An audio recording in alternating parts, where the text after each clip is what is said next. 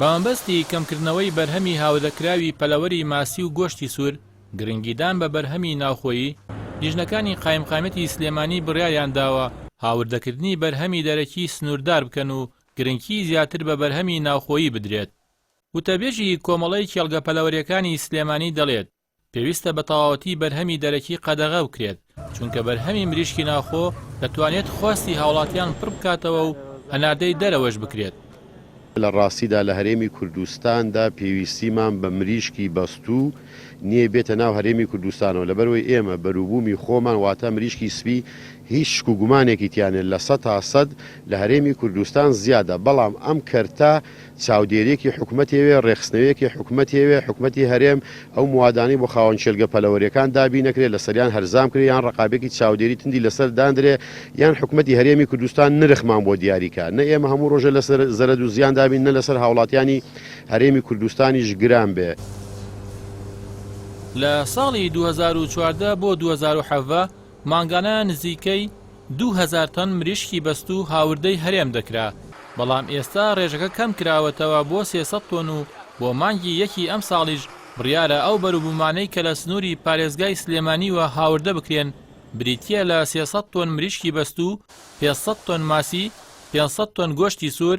700 سەر ئاژەڵی زیندوو. توانراوە کە گرنگی بە بەرهەمی ناوخۆ بدرێت و وا بکرێت کە لە بازاڕەکانە بەرهەمی ناوخۆ سەرف ببێت و بساغ ببێتەوە، لەگەڵ ئەوەشدا ڕێژەی هاوردە لە 180 کەمی کردووە لە هاتنی ئەم بەرهەمانە بۆ ناو هەرێمی کوردستان بە تایبەتی لە گۆشتی مریشک کە لە ئێستا پرۆژە پەلەوەریەکان توانای بەرهەمهێنانی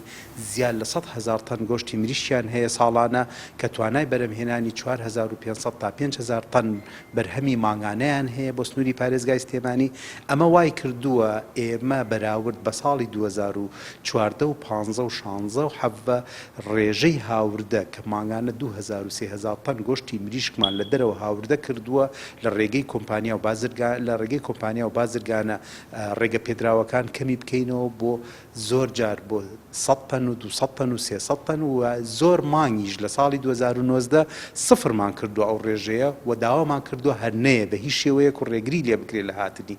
لە سنووری پارێزگای سلێمانی و هەڵەبجە و ئیدارەی ڕاپەڕین زیاتر لە 1000 پرۆژەی پەلەوەری هەیە کە ساڵانە توانای بەرهەمهێنانی 50 ملیۆن مریشکیان هەیە، لەگەڵ ئەوەشدا دەیان پرۆژەی بەخێوکردنی ماسی هەیە کە بەشێکی زۆری بەر ناوەڕاست و باشووری عێراق دەکەوێت، بەڵام لەگەڵ ئەوەشدا ڕێژەیەکی زۆری لێ هاوردە دەکرێت.